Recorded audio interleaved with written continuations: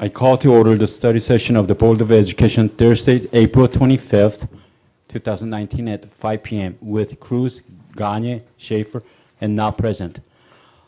Pat, will you lead us with the Pledge of Allegiance? Please stand and join me in saluting the flag of the United States of America. Ready? Begin. I pledge allegiance to the flag of the United States of America and to the republic for which it stands, one nation, under God, indivisible, with liberty and justice for all. Pat, do we have any speakers? One request to speak. Speakers will be called in the order the request was received. Please listen for your name and be prepared to approach the podium. Once the board has commenced discussion, speaker cards will not be accepted. The board is very interested in your comments, but please bear in mind the board does not respond to comments during this time on the agenda, as it is reserved for the public comments. Individual members may respond during board comments at the end. In the event that unusual amount of speaker card is submitted, the board will hear up to 30 minutes of comments according to this with Board Bylaw 9323. Mr. Cruz. Speakers, you have 3 minutes to address the board. Begin comments at the green light. The yellow light means 30 seconds. The red light means stop. Audience members, please refrain from making comments while speakers are at the podium. Lisa Freda.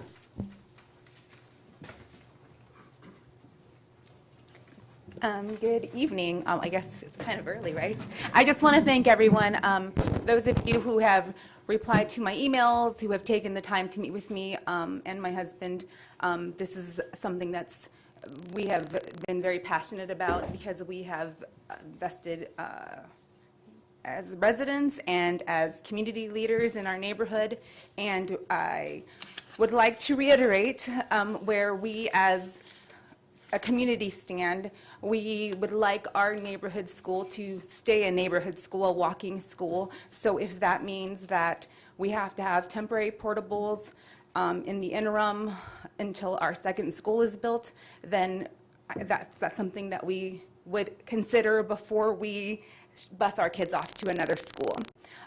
Additionally, we would like to see Preserve 2 be fast-tracked as quickly as possible, and at whatever means that means to be accomplished, we would love that as well. Again, just wanted to thank you guys for your time and for all your consideration and for putting together this planning meeting without, I know, Ms. Gagne, it was your idea, and I want to thank you because you're the one that said, let's not vote, let's look at all the options. So thank you very much. Thank you. Thank you. Dr. Anfield. All right, thank you, President Nam. So tonight's study session, we're going to focus on the capacity challenges at Cal Aero Preserve Academy. And then joining me tonight here from Cabinet is Greg Statura, Mrs. Sandra Chin, Mrs. Leah Fellows, and Mr. Richard Rideout. So if there's not a question I'm unable to answer, hopefully staff will be able to cover that for me. Also joining us tonight is Jim D. Camillo, the president of WLC Architects, and he's here because towards the end of the presentation, he's going to take us through the building of the timelines, kind of building a school site. And Jim is an expert in this, that as the architect, he designs and works with school districts across the state of California in building schools. So the process tonight, what I'd like to do is, rather than waiting for questions at the end, I'm going to go through every slide. After I talk about each slide, I'm going to ask, are there any questions? And if the board members have any questions, at that point, I'll take the questions from board members. And then Mr. Nam, if you could make sure we pass the mic to everybody, and then whoever goes will go in order with that. And then with that, I don't think there's any questions probably on the first slide, so I think I'll get started going on to the second one. So our objective today is to identify the challenge at Cal Aero Preserve, review interim measures that we have taken as a district, and then discuss next steps or possible options. With that, is there any questions? All right. What I'd like to start off with is an aerial view of Cal Aero Preserve. I know everybody has been on the campus and has seen the campus, but I wanted to give us an overview of the campus and where everything is located from a bird's eye view. And so if you look at the first part, the yellow lines that go around, that is the perimeter of Cal Aero Preserve. And here in the red here, this first part of the red here, this is the district office, or this is the district office, the school office. We're in the district office. This is the school office. Right here is the kindergarten. There's some kindergarten classrooms right here. And then over here we have some computer labs. You have some science buildings and some art classrooms. Then the next part here, the other three buildings here are the three classroom wings of the school. And the next piece of it over here in the part up here is where we have our gymnasium, the library, the kitchen, and along with that, I know there's locker rooms. And take a moment and just looking at that, that is the original Cal Aero Preserve. Okay? And then the portable classrooms over here to the left, you have there's a total of 10 portable classrooms that were put on that campus. And then the last piece that we look at, the last thing that has been added over there are the solar panels. And so that kind of just gives us a view of the Cal Aero Preserve. As a reminder to the board, though, I do want to remind them that this is a K-8 school. And a lot of times we think of an elementary school, just as I wouldn't look at a K-8 like I would look at a junior high and compare it to a high school. Because it's a K-8, there are 9 grade levels on here. It's meant to be a big school when you build a K-8 school. And so, with that, are there any questions regarding this slide?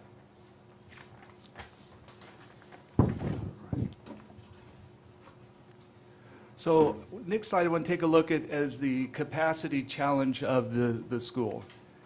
The original school that was designed on a traditional calendar would approximately hold about 965 students, and that number can fluctuate depending on how you're loading a classroom. Currently, our K through third grade, we load at 26 to 1, 4th through 6, 31, and 7th through 8, it's 33 students in a classroom. So based on that, you get approximately about 965 students in a classroom. When we added the 10 portables, that increased it to approximately 1,265 students. And then when we took it to the school capacity and changed it to the elementary, and that is just the elementary, the K through 6, that we put on a multi-track year-round calendar, that increased it to approximately 1,472 students. And then currently, as in this number comes from Monday, it's 1,397 students are currently enrolled at Cal Aero Preserve. I want to share with you, I think on Friday when we pulled the numbers, it was 1,402. I share that little bit of tidbit because it's important to understand schools are very fluid. Kids are constantly coming in and out, and they come in at different grade levels. And when you look at this slide, you can see the 1472 that the school has approximately capacity, and there's 1397, which shows we have room for about 75 more students. But students do not come perfectly in every grade level. And so you may have room for 75 students approximately, but you could, let's say over the next month, have 30 third graders show up. And you may not have room at a grade level. And at that point, you would have to overflow. And that's a process that goes on at all of our schools. So you can see the challenge here is we're at about 75 students school-wide that we could potentially add at the school. So you can see we're nearly at capacity.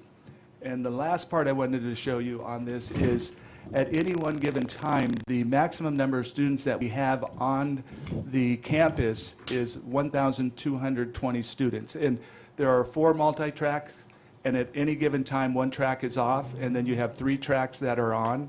And then with the junior high school students, which is our biggest track, is 1,220 students on that campus at any given time. Any questions? Mrs. Gagne. While I understand the unpredictability of students coming in and out of the school, do we have any projections as to how many students might be coming onto that campus due to the housing being developed out there in the next year? Oh, that one. Let me ask staff.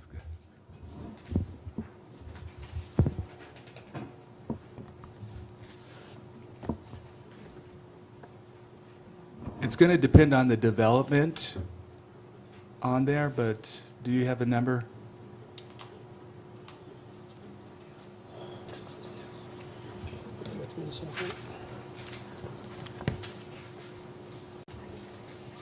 And while he looks that up, I have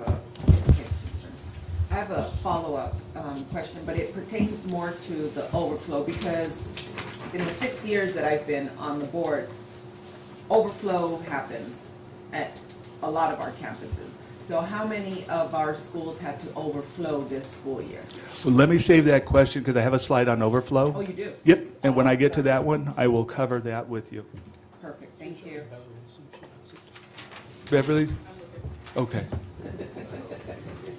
Yes. I just want to add a note to my question, sort of where I'm going to be going with this in case it's going to be addressed, in a future slide. So there's been conversation about the current families that are Cal Arrow families at the school. Their siblings will get grandfathered in. And so I guess what I'm concerned about is, like, can we predict those number of siblings? And then do we also have numbers of the housing being developed so we know sort of how many students are going to be coming into the school? Because regardless of whether or not the portables is a solution, and I'm not saying it is, maybe that won't be a solution if there's so much housing coming online. Yeah, and I think I'll be able to cover that in another slide, too. Thank you. So we're predicting, basing on our demographics, that in the 2019-20 school year, that Cal Arrow would have 1,512 students, which is an increase of approximately 84 students from the 1,476 that we're showing in the capacity. For the 2020-2021 school year, we're showing an additional 45, which would bring it to 1,543 students. I don't know how many years you want me to go out. You want more years? Maybe one more. Wait, Mrs. Bieber, can you repeat that number? An increase of 45 students would put us where? So in In 2021, yeah. 2021 should put us at 1,543 Yes. students. Okay, thank you. And the 2021-2022 school year, I'm watching pencils just to make sure you're ready. Well, you're observant. We are predicting an increase of another 62, which would bring us to 1,604 students, 1,604, which would be over our capacity. Thank you. Thank you. All right, any other questions?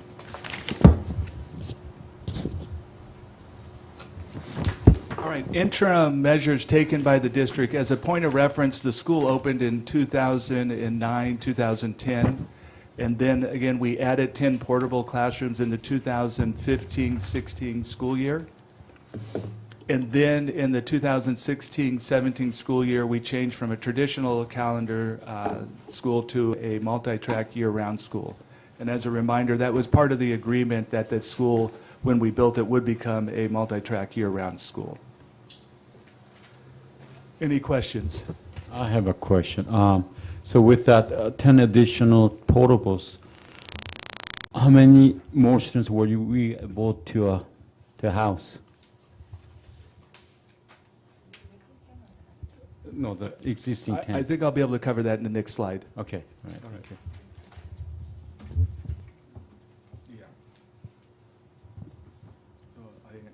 Right here, I'm sorry, Mr. Nah, it's on, let me go back a slide.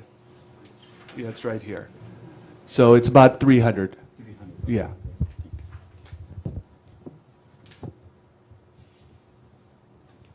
All right, so looking at some proposed solutions to this, if you look at this slide, in the center you see the overflow process. In whatever solution we look at, overflow is always going to be in play in this, regarding Cal Arrow Preserve.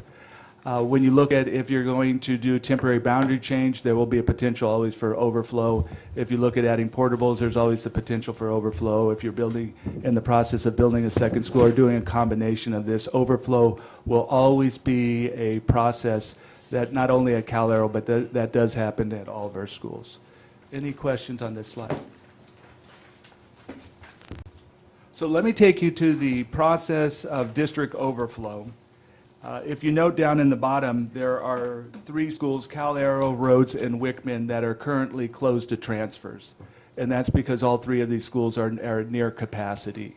And if we close them to transfers, we also close them to overflow. So the district's overflows, so everybody knows this, we only overflow at kinder through sixth grade. At a junior high or high school, if you go to all of our junior highs, you'll see portables on all of our junior highs, and if you go to the high schools, you'll see portables there. And when we have over-enrollment at those particular sites, we add portables there, and we don't do the overflow process. I share this one could be a little bit different because the Cal Aero Preserve is not a junior high, it's not a high school, it's a K-8 school. And so at some point, there could be the potential that we may have to overflow junior high students as part of that process. And I just wanted to put that on record so it's clear to everybody that this is a school that K through 8th grade, we could potentially have to overflow every grade level. All right, and I want to walk the board now through the overflow process. So beginning of every school year, through our collective bargaining agreement with ACT, the district has to balance its classes by the 9th school day for elementary. And you may be asking, well, what do you mean by that? And I'll take you through that process. Balancing classrooms by the 9th day of school, all of the classrooms need to be in grades K through 3 at 26 students to one teacher, or below that. And in grades 4 through 6, it needs to be 31 students or below that.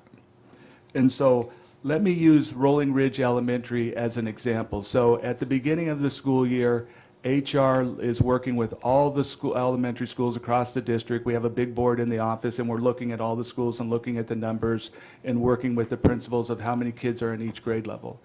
And at Rolling Ridge, at the beginning of the year, the principal is going to go and look at their kindergarten and see, if I have 3 kindergarten classrooms, do I have 26 students in each of those or less? And if so, they would be balanced. They go on to first grade and they go through that same process. I have 3 first grade classrooms, do I have 26 students in each or less? Then that would be balanced. If they got to second grade, and I'll use second grade as an example, so let's say they had 3 classrooms in second grade and they had 27 in one. They would be over 3 students.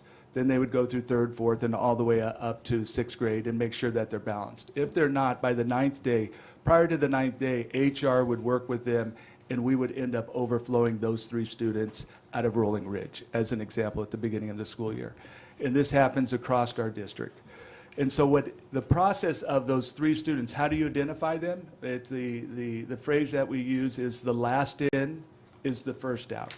So the school site would go and identify what were the last 3 students to enroll at Rolling Ridge in second grade.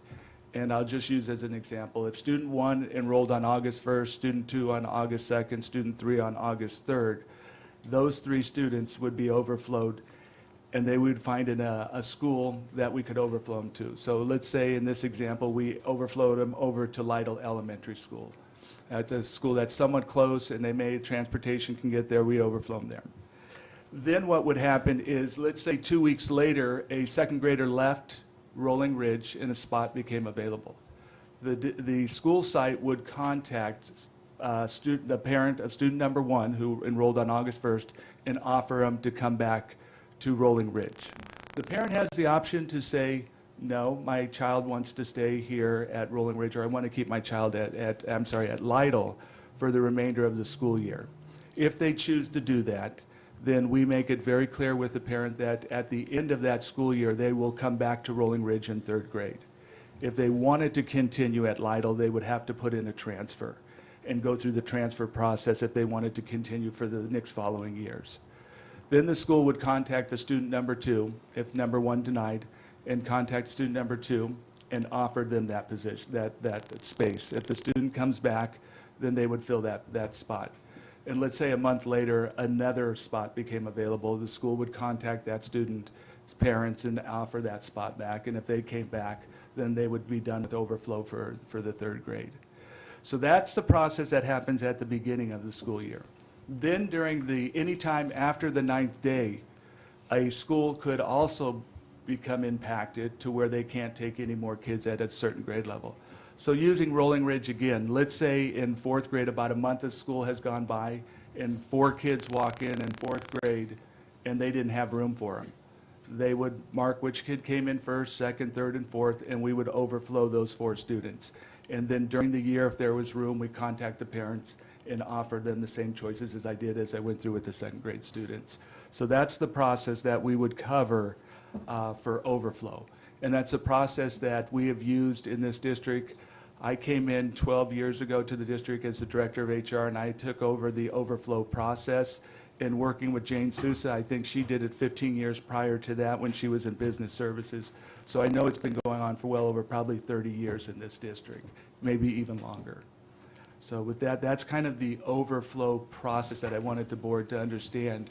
And currently, I think we had anywhere from 60 to 80 students that were on overflow this year. It's a lot lower number because the board has allocated money to reduce combos. And when you reduce combos, you're overstaffing. And when you overstaff, that means you have more room to fit all of our kids in at the classrooms. And so the overflow has reduced since we've done the combo reduction. When prior to combo reduction, we used to overflow well over 200 plus kids on any given day in the district. Any questions? Thank you.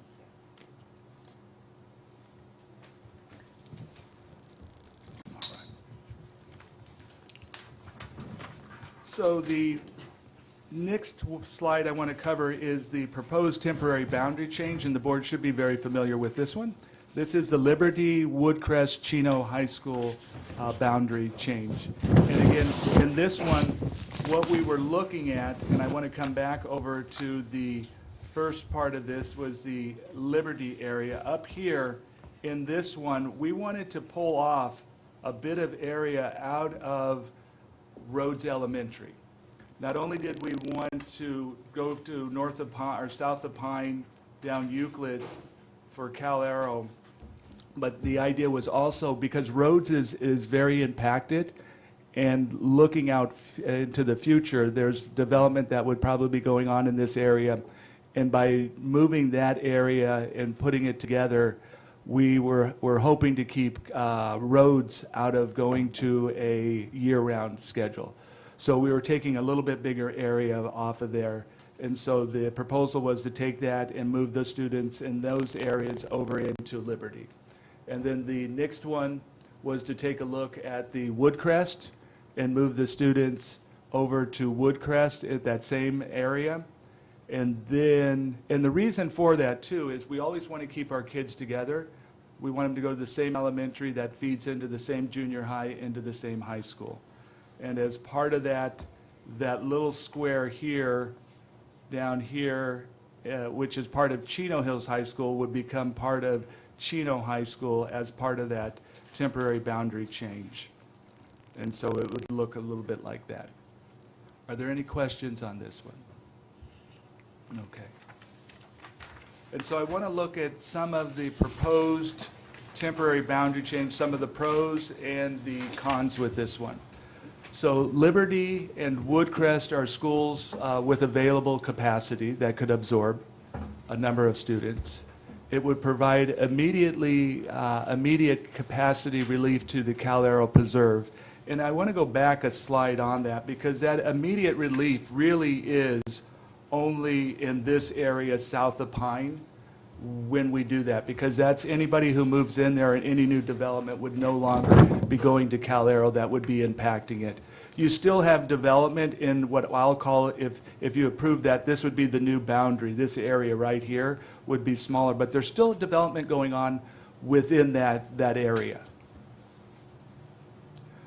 It would result in minimal effects to the current Cal Aero preserved families. And what I mean by that is anybody that's currently at Cal Aero that is there now, there really is no concern for them to be overflowed. If I'm a fourth grader, next year I'm just going to, the fourth grade class would roll over into fifth grade, the fifth grade would roll to sixth, and all the students that are currently there would continue to be there. They would not be at risk of being overflowed.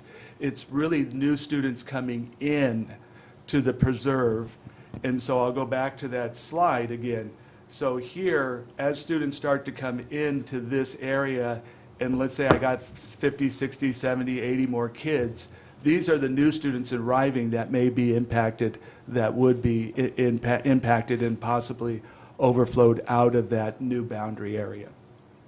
And then the last one on there is guaranteed current Cal Arrow Preserve family sibling priority. So let me give a couple of examples with this. So let's say I'm a current parent at Cal Arrow and I have a second grader.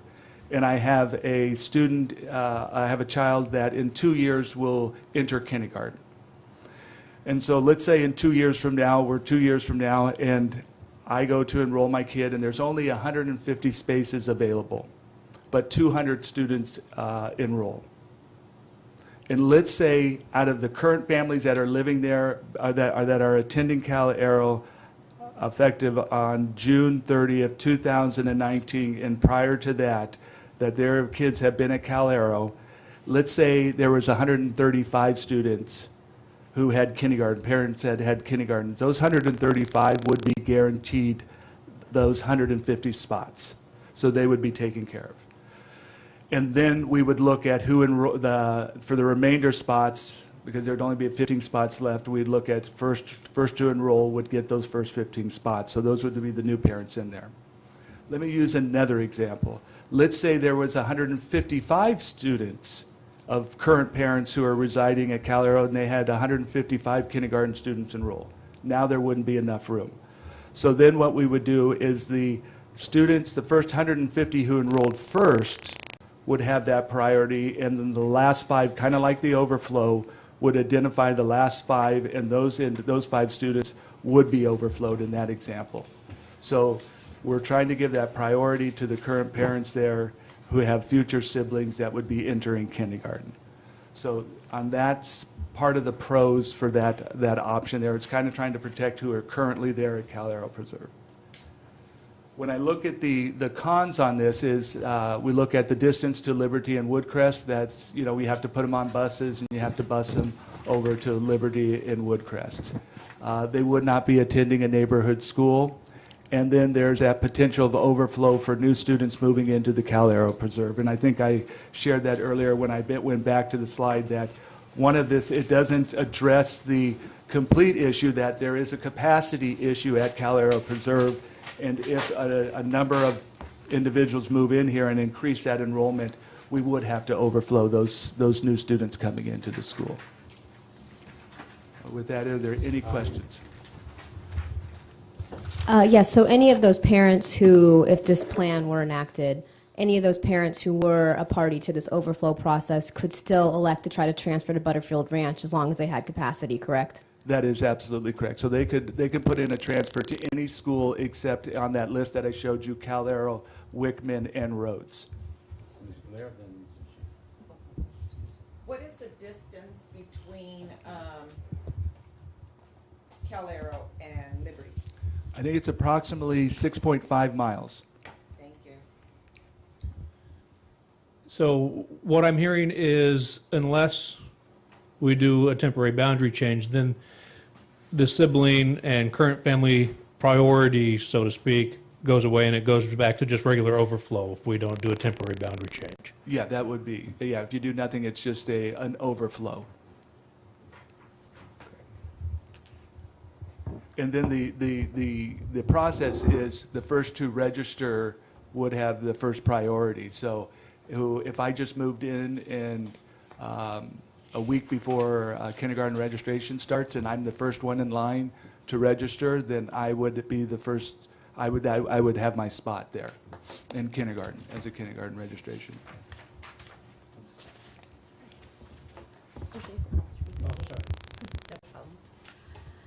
Sorry to jump ahead another slide, but I just want to make this point now since Mr. Schaefer, I think, was also digging into this. So on the next slide, we're talking about another potential temporary boundary change plan, which is Butterfield Ranch. Yep. Would the priority system then attach to that boundary change policy if we enacted that? Yes, everything would be the same. Thank you. Any more questions?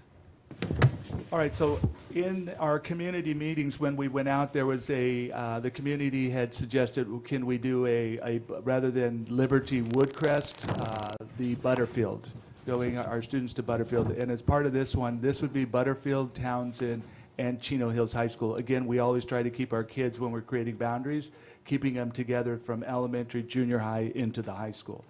And so on this slide, when you look at it, the only difference is instead of that area going to Liberty, it would go to Butterfield Ranch.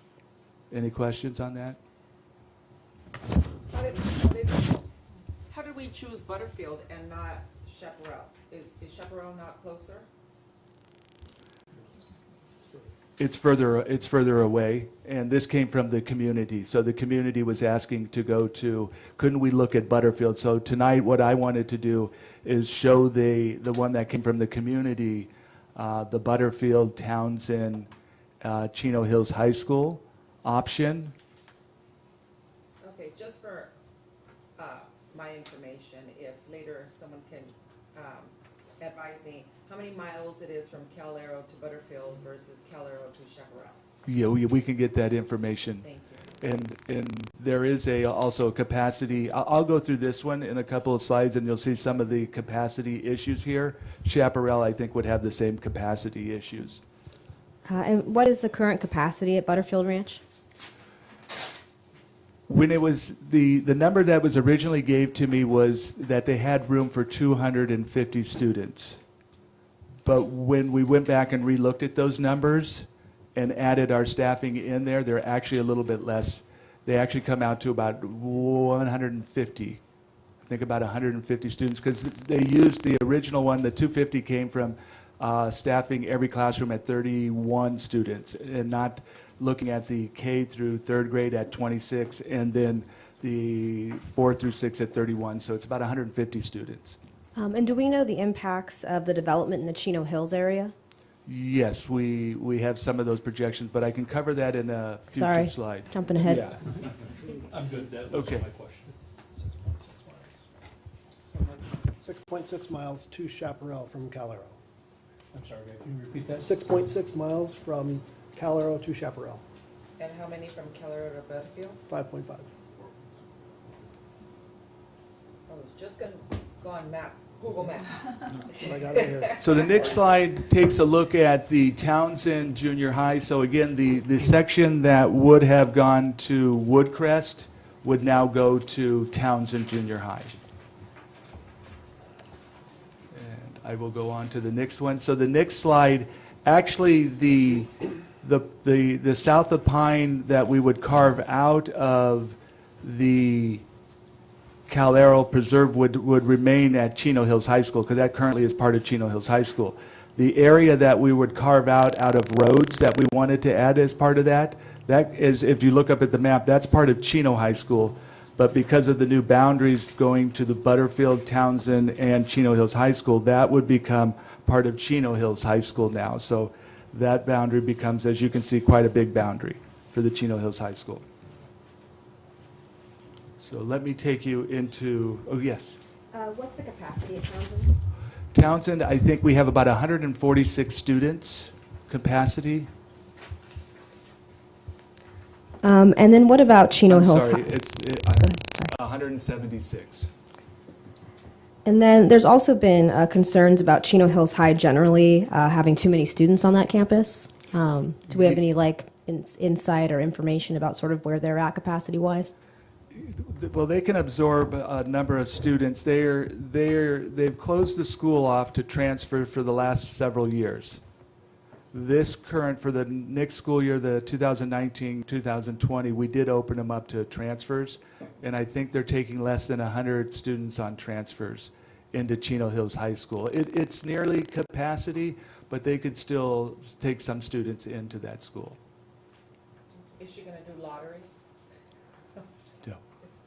76 spots? There's probably like 300 people wanting to. No, there was only about 49, if my recollection is correct, about that put in on the transfer. Oh. Yeah. So I think they were able to take all those students. If you look at the next slide, again, this is just showing the Butterfield Ranch, Townsend Junior High, and Chino Hills High School. And I want to move on, I think, to the next slide. I think this is the one where I wanted to spend a little bit more time on. So when we look at the pros for this one, again, the pros for this one would be the same as the Liberty, Woodcrest, Chino High School one. So I won't go back over those. When I look at the cons, the distance to Butterfield Ranch, again, is if I'm correct, is about 5.5 miles. To Townsend is 8 miles from Cal Aero. And then the two issues for under the cons are going to be capacity and modernization. Those are going to be the two big issues here. So when you look at Butterfield Ranch, Townsend Junior High School, and Chino High School, they do have limited capacity. And if we were to use them as a new boundary, we would probably have to close off the transfers request into Butterfield Ranch and Townsend Junior High. And we may have to do that regardless if we would change the boundary and included Cal Aero into these schools. Because there is current housing development going on in this area, in the Butterfield, Townsend, Chino Hills High School area. And we are projecting for Butterfield, I think, up to 200 students over the next several years coming into Butterfield. So that alone would take Butterfield to its capacity. And if we were to do that, then that would require us to either add more portables at Butterfield, or we'd have to overflow, or you may have to take Butterfield to a multi-track year-round schedule. And then Townsend Junior High, what we would have to do there is, again, we don't overflow out of the junior highs, we just add more portables. And so that would be a concern that we would be impacting this community with another school by overflowing them over there. They may be able to handle the growth. They may be like what I would say like a Wickman is currently in Rhodes, where they're just hovering right around there with their current boundary. And ideally, that's what we're hoping that would happen at that schools, that we wouldn't want to impact them with increasing their boundary. And then the other issue on that, the second to the last one, is this campus is going to be undergoing campus-wide modernization. And when you're going through campus-wide modernization, the one thing that you want to do is you hope that your enrollment decreases. That's in the perfect world, that your enrollment would decrease, because you want to use every empty classroom to be able to move students in as you're modernizing other classrooms. So if you have no empty classrooms, then let's use, I'll use Butterfield as an example. Let's say they have 5 empty classrooms right now, and they decided through modernization that they needed to do 10 classrooms at a time. They would have to pull 5 portables on and put 5 portables and use those 5 empty classrooms. That would be about $500,000, about $100,000 to put a portable on. And we call that sunken cost, because those 5 portables we're putting on there temporarily for the modernization, and then we pull them off after the end of the project. If we fill this entire school up through modernization, that means you're going to have to bring in 10 portables, $1 million of sunken cost. So you're wanting to try to keep as much open classrooms as possible when you're going through modernization. And then the last one on there, a con to this, is the students would not be attending their neighborhood school. And with that, are there any questions on this slide? I just have a comment. It looks like changing boundaries one or another way is not a good option at this time for me, because it looks like we're just passing the buck to other schools and our capacity concerns, and these are not a permanent fix. I cannot fathom Butterfield going year-round school and giving extra burden to neighboring schools for not a good reason. It's really bad. But it is good that we have the whole picture in today's session. So thank you. Yeah. Any other questions? It looks like going through these, even with temporary boundary changes, the possibility or the need to put portables on a campus is part of the solution, short-term solution. I mean, even if we did temporary boundary changes, at some point in time, we're probably going to have to put portables on the campuses where we're shifting the students to. Yes, but it would be more portables. That's what I'm Yeah. saying, is we're going to be adding portables, whether it's at Cal Aero or one of these other schools. Yes. To accommodate students. Yes. So then, without jumping ahead too far, it just kind of makes sense to keep at least at their neighborhood school if we're going to be adding portables, to add them there. Yeah. All right, any other questions? Okay. So this is, the next one is to add more portables. And again, in this one, it provides additional capacity. It enables students to attend their neighborhood school. It keeps families together, and it delays the need to overflow. Now, some of the cons on this one are there's a minimum of 6-month lead time to put portables on a school site, around 6 months. It still has to go through DSA approval. You have to bid it out, and you have to actually do the work of getting the portables onto the campus. So we would project that if you were to add these portables, that it would take somewhere to probably 6 months. And then the other potential overflow, so in that meantime, when I look at the capacity, again, if you look at the capacity, the current enrollment, is at 1,397 students, so we have about 75 students. So there would be a potential of having to overflow any new students until those portables come on.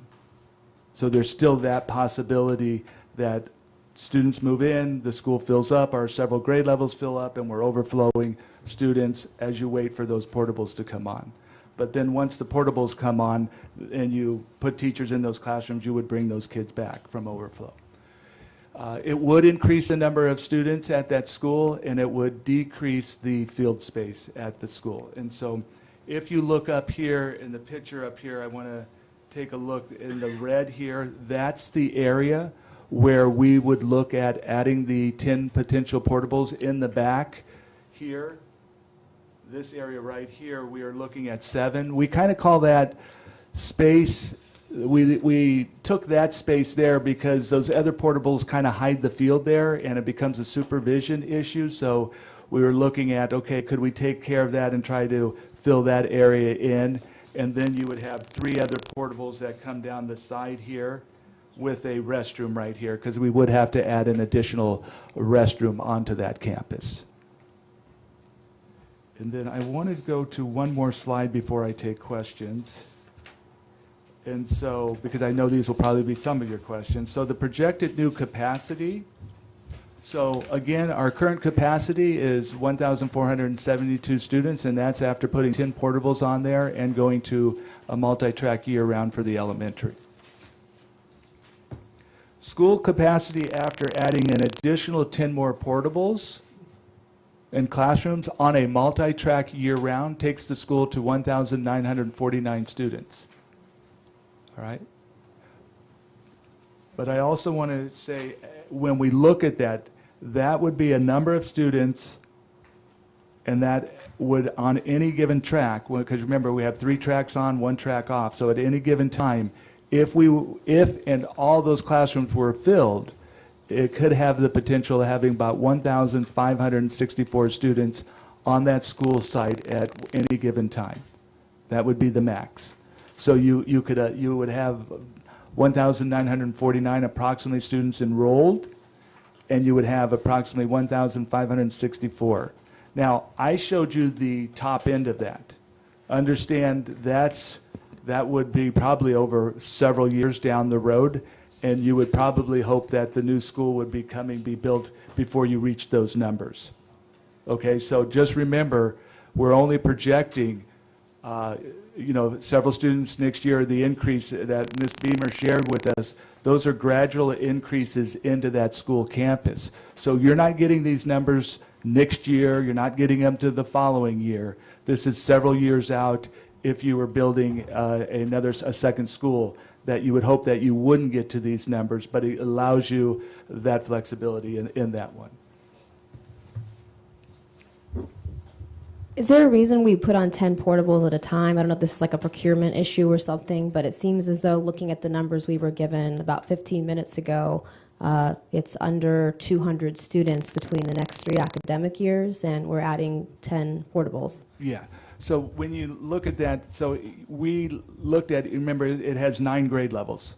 So kids don't come in even packs, and we can't say we got to have them evenly in there. So what you would want to do is have one classroom for every grade level.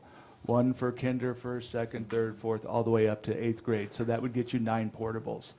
And then we looked at, well, if you're putting 9 on there, you might as well put a 10th one on there in case there's a grade level where you may need to, for the junior high, may need to add another classroom, because the junior highs, remember, those kids rotate. And so in that, you may need an additional classroom at the junior high because they're rotating classrooms, the students are. And so that was the thought behind that, that if you're going to increase it, I can't put 1 or 2 because you're not doing combos and everything in there, and it maximizes our number. That's why we came up with the 10. Well, this number 1949, with adding 10 more portable classrooms, it's amazing. That's like almost size of Don Lugo High School. So, yeah, it's crazy, and I think that's way too many students for one campus. So I think we really have to fast track that new school and start ordering those portables, because luckily we have a few years to achieve this number according to the schedule. But if we do it now, I think we could really release the burden for overpopulation on that campus. So, okay, Mr. Schaefer? Let me address one thing on that, Mr. Nolan. That number is based on every single every track being filled at full capacity. So that's where those numbers come from, because I wanted to see, I'm putting up their worst case scenario. Sure, yeah, but Of where even it we could said go to. 1949, but even we have 1800, that's a high school campus. Yes. Yeah, so I think the time's now to move fast. Thank you, Mr. Schaefer.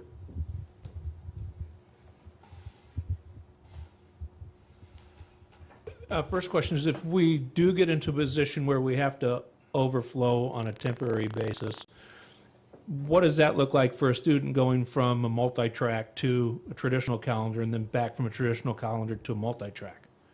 Are they going to be caught in between in curriculum, or how does that look for the student? Well, if you're overflowing, yeah, so it depends on when the student comes into the school. I mean, if they come in at the beginning of a traditional school year and register, and we overflow them, they would be on a traditional track. Now, when they came back to Cal Aero, it would depend on what track is available, and they could be coming into a completely different track. So they could actually, in a year, they could end up potentially getting less school time, or they could be getting more. Okay, I would request that's something that we really look at Yeah. and try to get a better handle on, is what, if that is going to happen, how are we going to impact the student the least? Yeah. As far as instruction time. The other thing, if we do bring 10 portables on to, say, Cal Aero, we bring 10 additional portables on, staffing-wise, is that 10 new teachers, or are we going to be taking them from other sites? How does that work? It all depends. And I say it depends because it would depend on how many students are coming in and which classrooms do we need to fill at which time. And again, that's all based on the number of students that come in and at what grade levels they come in and what time they come in. Because I could just say I got an influx of second and third graders.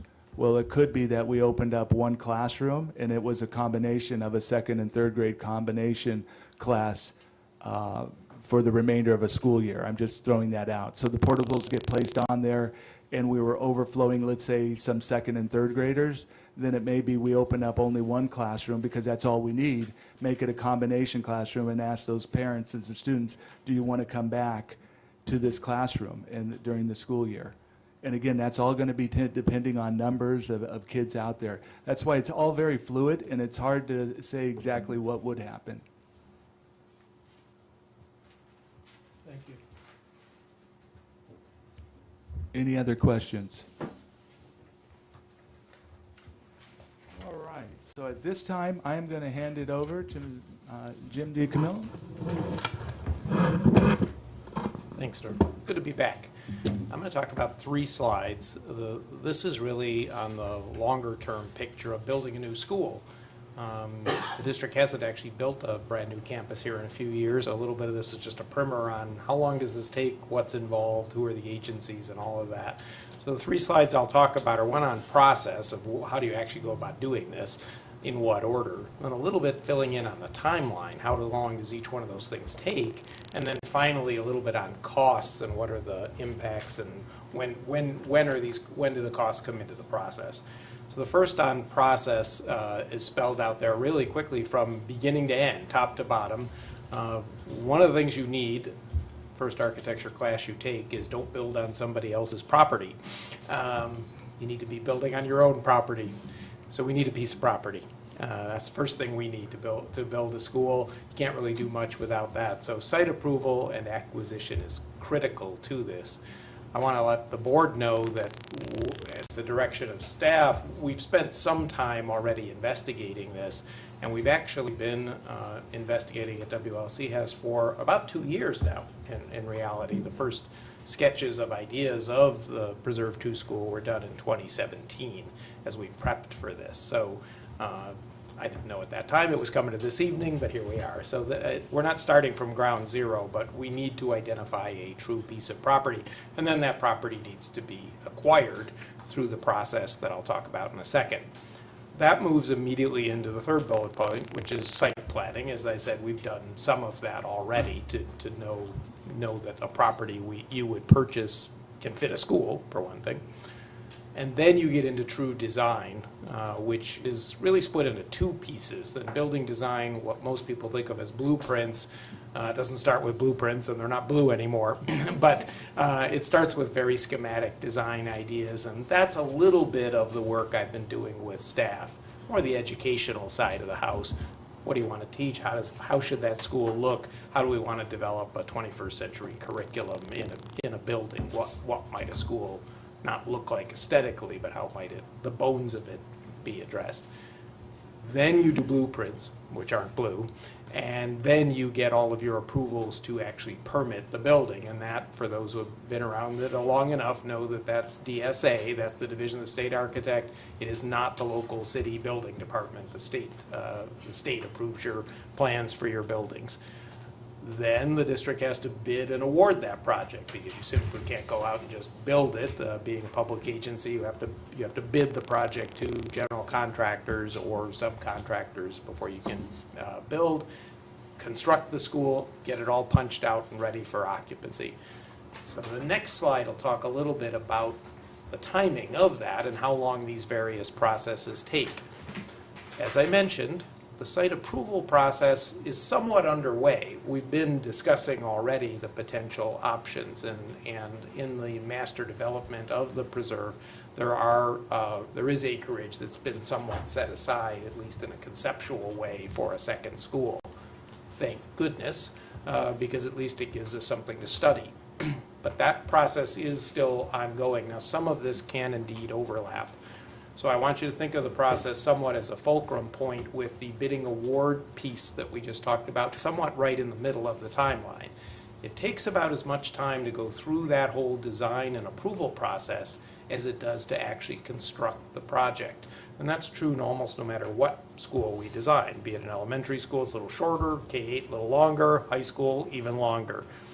So if you think about it, if we were starting the design process on the school, as is shown on this slide, it's going to take 15 months might be long. It will take, depending on how quickly we all clasp hands in the middle of the table and say go, like heck, it'll take probably about a year to do all of the various processes that's involved in getting a conceptual design to be blueprints. It will take anywhere from 3 to 6 months, probably more on the 6 side, for the DSA approvals of the project. And then, as you know from the many, many Measure G projects you've had in front of you lately that have been awarded for bid, it takes about 3 months to go through the actual public bidding process, awarding and contracting to start that construction. And then about 18 months to build the school, with a couple months built in for another weather winter like we had this year. So you never really know exactly when you're starting. But when we build the schedule at WLC, you're really building from the back to the front. As I always tell my clients, it doesn't do you much good to open a school on November 1st. We try to open schools for the beginning of school year, both for your instructional purposes, hiring of teachers, parents, kids, everybody getting used to their school. So you're trying to target something backwards. So if you were looking at, and I always tell my clients the one date I can't change is today. Okay, we are now essentially, if you said you were at May 1st, then if you looked at this as essentially like a 3-year process, with that fulcrum in the middle being bid, about 1.5 years to design and approve, about 1.5 years or more to build, probably the earliest that that school can be there, a permanent school if you just envisioned Cal Aero, is probably 3 years from now. So that would be September of 2022. Boy, years are going by. So that's about the soonest a full-on campus of that scale of a K-8 school that would be, say the sister to Cal Aero, would be there on the site. Now, to get there, there are a number of approvals that need to be done. So it's easy for me to pledge that, and I'm not making a promise here, but there are a number of approvals that have to be done. We have multiple agencies, it is California. We have California Department of Ed who has to approve the site first. Then that same Department of Ed comes around and has to approve our design. We deal with the Department of Toxic Substance Controls, DTSC gets involved. CGS, which is the California Geologic Society, is studying the dirt. We talked about DSA, they're looking at your plans. County Health Department looks at your food service kitchen. We've got the City Engineering Department. Remember I said the city doesn't approve the plans, but they approve the road. So we have those issues to deal with the local agencies, Fire Department and City Engineering Department for anything we build off your property. That's approved by the local jurisdiction. And then finally, and you remember this from our master plan discussions, you also are going to want to get in line for some state funding reimbursement, knock on the table, and that's the Office of Public School Construction. So there are many, many, many acronyms that we would deal with at WLC, and all these have to be done in conjunction with, well, generally I work with Sandra and Greg on this as we go. Lots of steps in the process. But if you keep in mind that there's sort of a sweet spot to begin, this is it, basically, in this kind of time period. It's very difficult to cut 6 months out of that schedule. It would be, I know there is a builder here in the room, I could easily tell them to just take 6 months out of the construction and they would kill me. But it's easy for me to kick that can down the road. They're going to want me to take 6 months out of the design. It's funny how it works that way. And I know I can't tell DSA to take 6 months out of their approval. So there is kind of a sweet spot if you think of the end date as fixed in the fall when school starts, that you pretty much project as to when you need to start or you will not finish that marathon. Okay? Last slide. Questions? And so then the last slide, I'm not going to dwell too much on this, but you're all familiar with it a little bit from the Measure G discussions. There are multiple costs involved with building a school. And these costs actually, with the exception of the first one, are true even if you're putting in portables. You have to deal with the, we think of it as really twofold, hard costs and soft costs. There's the actual hard costs of building the school, the actual drywall and roofing. And then there's the soft costs that revolve around it. That's a lot of those approval agencies, that's design costs, and then, you know, DSA and permitting and all of that. That probably 80% of the cost of those two items is the actual construction of the school, and you pay as you go. So you have to upfront the design cost to get the school designed and DSA approved before you ever award a contract for construction. On either side of that, there's two other elements to keep in mind. One is, at the back end, you got to furnish the school, and there's a lot that goes into that: tables, chairs, desks, books. And then on the front end, the actual land acquisition cost itself. Now that's a piece of your cost that generally, me as your architect, I don't get involved in that, to be honest, all that much. But it's not a small encumbrance, the actual acquisition of property. And that generally, obviously, occurs at the beginning. Because remember rule 1, don't build on somebody else's property. They get really mad when you do that. Try and keep your project on property that you own. And that's my presentation in a nutshell. How long it takes? what's involved. It's a Chris question. Yeah, I don't want to Chris that. It's okay. Yeah, I just want to make a comment, just to summarize, President Al. So, these three choices that we have, Liberty, Woodcrest, Chino High School, with that long-term plan for the new school. And the other choice is Butterfield Ranch and Townsend and Chino Hills with a long-term plan for the new school. And then you have the Cal Aero Preserve portables with that long-term plan. I live in the community, and I have been talking to our neighbors, my neighbors in our communities, and, we absolutely want portables. And we want to keep our neighborhood kids intact together. Means a lot. So I'd like to also summarize the conversation we've been having here, and as the one who asked that we table this back in the day, thank you everybody here for preparing for this and being here today. Thank you everybody out here for being here and having this conversation. So I just want to reiterate the numbers, make sure I have them correct, because I try to be as diligent as possible with numbers because they're very important, particularly in education. So for the 2019-2020 academic year, it looks like Cal Aero is going to gain 84 students. For the 2020-2021 academic year, looks like Cal Aero is gaining another 45 students. And for the 2021-2022 academic year, it looks like Cal Aero was gaining another 62 students. So adding those numbers together, that's 191 students. So as we are making a decision, which I don't think any of the things that have been mentioned thus far are mutually exclusive whatsoever, we're talking about 191 students. And if I'm correct, and thank you for your presentation, I appreciate it, we could open a new school for the 2022-2023 academic year. Is that correct?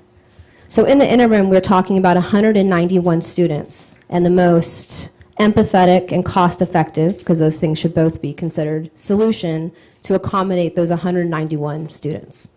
I just want to put that out there because we are going to be putting in money into a new school. We have other programs going on at the existing school. There is a challenge at the existing school, and in my conversations, the concerns that I've heard outside of the boundary change proposal, obviously there were a lot of parents in opposition to the initial proposal, but a lot of parents are very concerned about the capacity issues currently on the campus. They feel the campus is way too large, and that's why they want the second school. So I don't know that for 191 students, and I still have lots of questions because that's just my nature, I want to make sure we're thinking of a solution, particularly with portables, and now that I understand we have to add all these portables because we don't know what students are going to be in what grade, et cetera. This is for 191 students. So I do want us to be cognizant of that. And again, I want to make sure we make a really holistic decision, but if we can get the new school going. My next question is, what is holding us up in May from saying, let's go with school number 2? Like, what's the practical thing that if we said go, what's going to hold us up?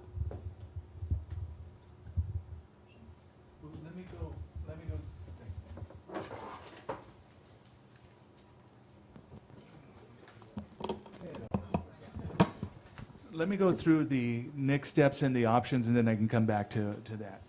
So for part of the part, when you talk about what holds it up,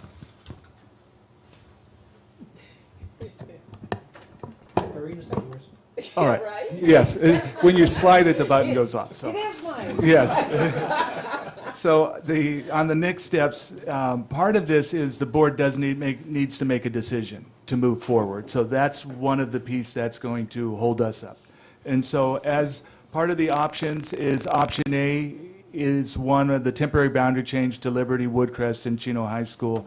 And that one has that potential of overflowing students and to build a second school.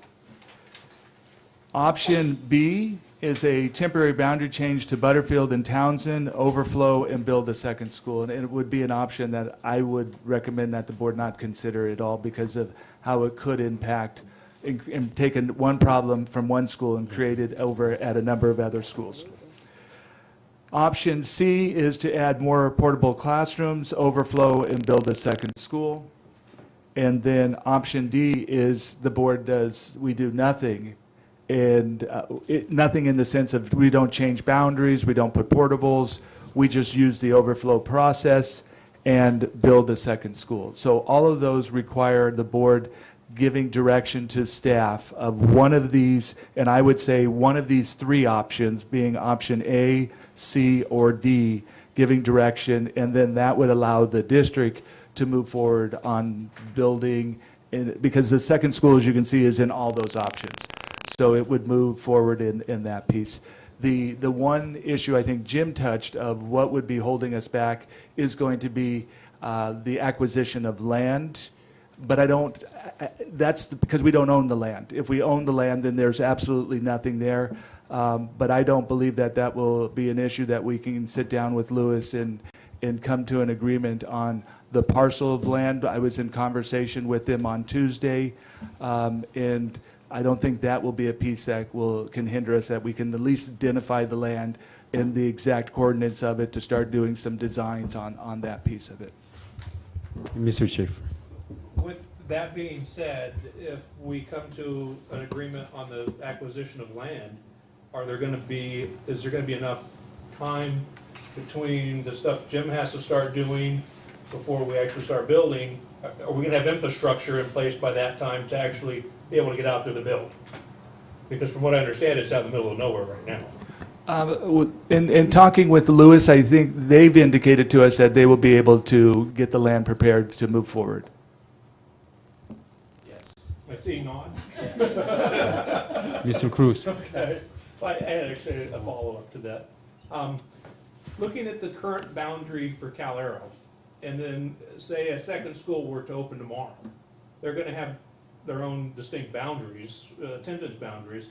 Is the second school going to absorb some of the current Cal Aero boundary to alleviate the overcrowding at Cal Aero? Or, because my concern is we build the second school, we have 191 or 200 students that we're anticipating over the next several years, possibly going to the school.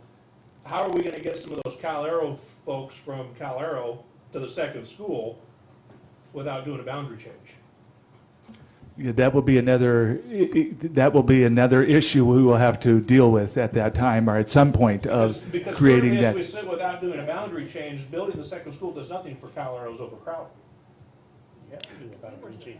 Yeah, That's what I'm saying. yeah, you're going to have to do The reason I wanted to put that out there is I want the folks down in the preserve to understand that part of getting the second school is the fact that some of them are going to be displaced, so to speak, to the new school. Yes, when you do a boundary change, yes. Even the temporary boundary change would do that. I just wanted that to be clear, that that is part of the proposal. Yeah. Yeah. Yeah. Mr. Cruz. And to clarify, that piece of land, it has to be appropriate, right, safety and so forth, because I think we discussed about that. That we prefer that particular land over that original site. Does that ring a bell? That's something you guys have to discuss. Yeah,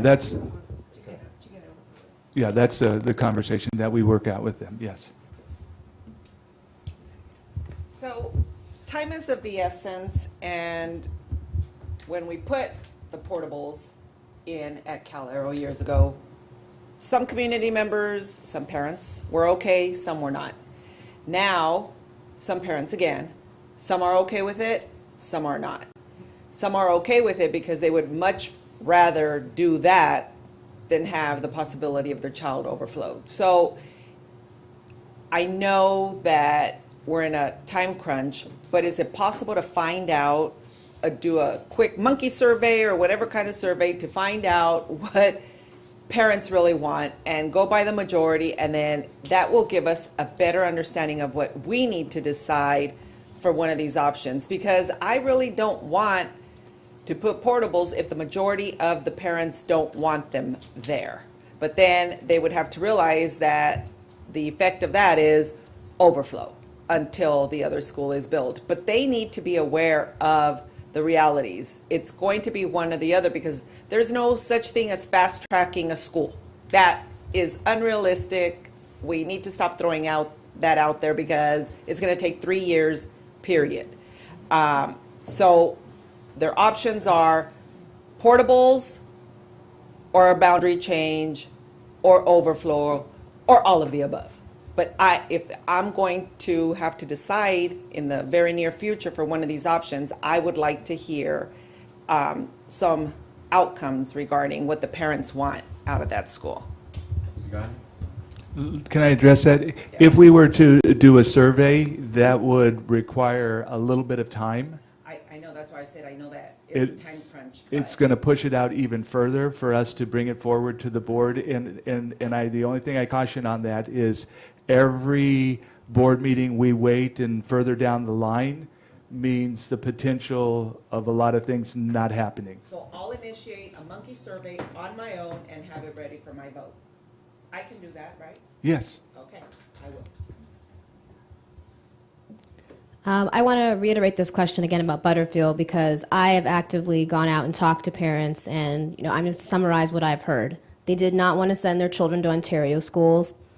Variety of reasons were given. That's neither here nor there. They don't want to send them to Ontario schools. End of the discussion. But a lot of them were like, Butterfield's fine. I get on the 71, I go to LA, I go to Orange County. Like, Butterfield makes sense for our family, and if the family had to go to Butterfield for a few years, so be it. So I do think Butterfield is a viable option, and it sounds as though Butterfield could take up to 150 students. So again, I just want to say, I don't want to call it a problem. It's a blessing with challenges to have 191 students who might be joining Cal Aero. It's great that we have students joining our schools, but it seems as though overflow to Butterfield may be a viable solution if we are able to get that school open in the 2022-2023 academic year and not put portables on the campus. Let me go back to your survey, though, Mrs.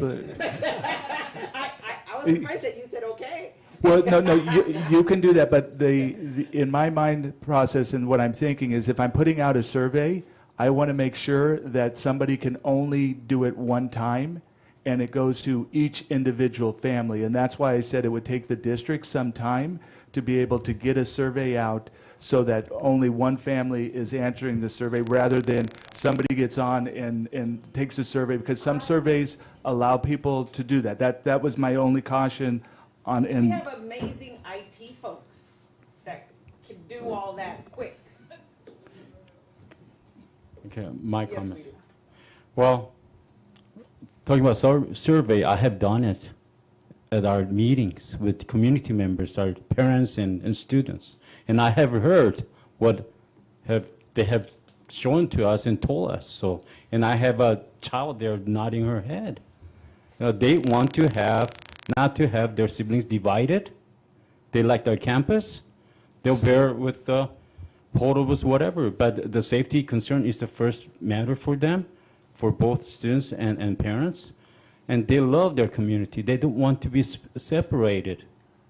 So I think that's what I have in my mind. And that's I've been hearing for days now. So my question is for our architect, what would be the future schools capacity? Future schools capacity. Do you have any idea? Reserve two, Yes. it's whatever the district targets. Okay. Yeah, we design to a target enrollment that you would pick. Now, there are some obvious common denominators because you have 9 grade levels or 9.5 with TK.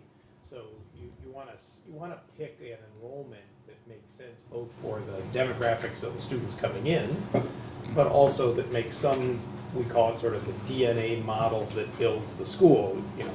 3 rooms per grade, 4 rooms per grade, and that generally is how you back into it. It's some cadence like that. Otherwise, you're simply building in the same evolutionary problem, matriculation problem again, is that that's you're going what to I'm kick kids out of your own school because Yes. you didn't build that common denominator set of Yeah, classes that per was grade. my concern. Okay, Mr. Cruz. Yeah, will this be on the action item next week? well, based what I heard from the board is I would make a recommendation that then all 4 options, because Ms. Gagne is wanting option B, that we would bring all 4 options. Next week. That's my recommendation, is to bring that forward at the next board meeting, because there are things that need to be moved forward rather than waiting a further time. Mr. Schaefer, then Ms. Gagne. Yeah, I think it's important too, because in the conversations I've had with folks, the opposition, I think, to the first set of portables at Cal Aero was there was no definitive timeline as to how long they were going to be there. I think the folks down in that community, at least the ones I've talked to, aren't as opposed to it now, as long as there's a timeline for the second school. If there's a goal in sight, they're willing to put up with the temporary distraction, so to speak, knowing that that something's being done. And so that's kind of where I'm leaning. I'd like to see the kids stay in their neighborhood. Okay, Scania. Yeah, and just one thing, this is a board study session. Correct. So we're just talking about the options, not of what we're, our, I understand. okay. Yeah, so I'd like to start with, I don't have an option. I'm just asking questions, and I'm a lawyer, so I just ask hard questions on the other side sometimes. So that's where I want to start here. So my understanding is that the portables, because we have to go with the 10 portables because of the different classes, et cetera, would be $1 million. Probably, yeah, that would be a ballpark. Now I'm going to ask a question because I am a lawyer and I don't know anything about construction or portables. Can we reuse the portables? Yes. Okay, so if we invested those on one campus, there is the opportunity that if we had to do modernization or something on another campus, we could reappropriate that portable Yes. property. Typically, these are leased. Okay. You rent Okay. for this. So that's why it's a sunken cost, so you don't buy them. So, all right, so now I actually got the answer to my question. So the 3-year temporary solution for approximately 200 students would cost $1 million. That could be correct, yes. Okay. Where is that money coming from? Developer fees. Thank you. I just have a statement, not a question. When we talk about overflowing of students, the 60 to 80 students that are being overflown this year, their safety matters too. They matter, and we have bus drivers who are very cognizant of the precious cargo that they carry each and every day. And so it's not just about the safety of one school site, it is about the safety of every student in this school district. So I just don't want anyone to be upset when they rewatch this and think, oh, only the safety of this one group matters. It doesn't. The safety of every student matters, and those 60 to 80 are important. So for me, I just wanted to reiterate that. Mr. Gagne? Has option B, if that were a viable option, has that been socialized to the Butterfield and Townsend stakeholders? No, it has not.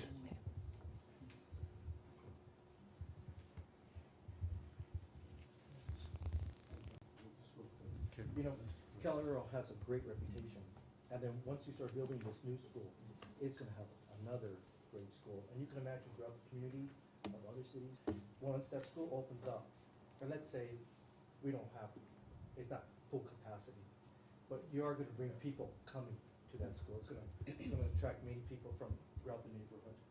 And it's gonna really increase our ADA. Rare that they will full capacity. Yeah, exactly. So I can imagine the number of people coming to that new school.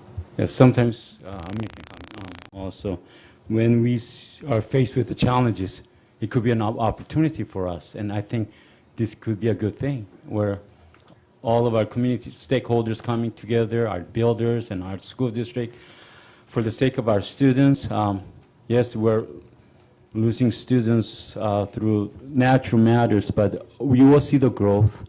We have lots of homes being built, apartments being built.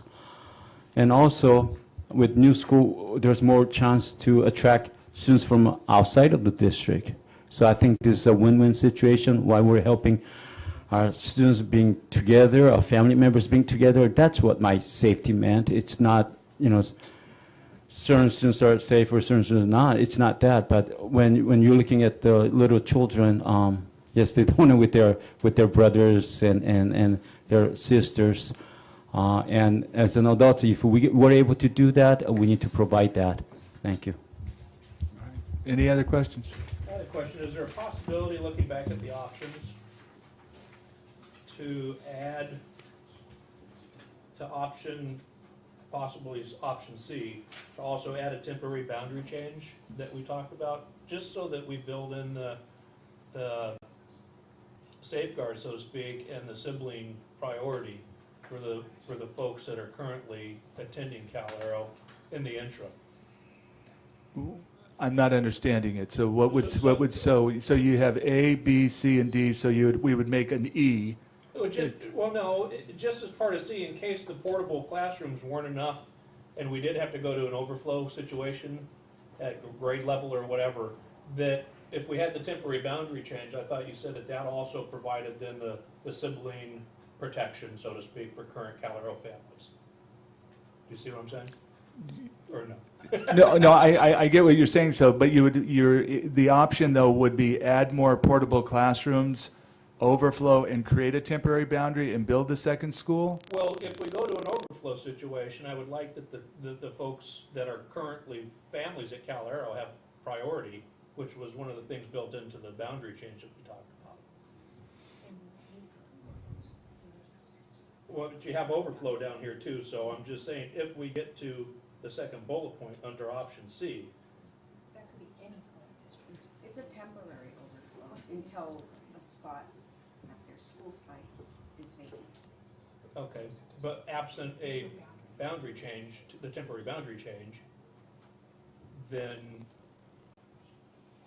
They're just overflowed. And I caution that because we don't give any of that priority for other overflows within our district. Any other? All right. Yeah, so the next board meeting is, I'm looking at bringing this forward at the next board meeting. Yes, I'd like to all of see these those options. items, yeah, on the next board meeting. Okay. All right, thank you. So adjourn the meeting at 6:20. Thank you. Yeah, but I need you and Greg to hang out. Yeah, I got it already.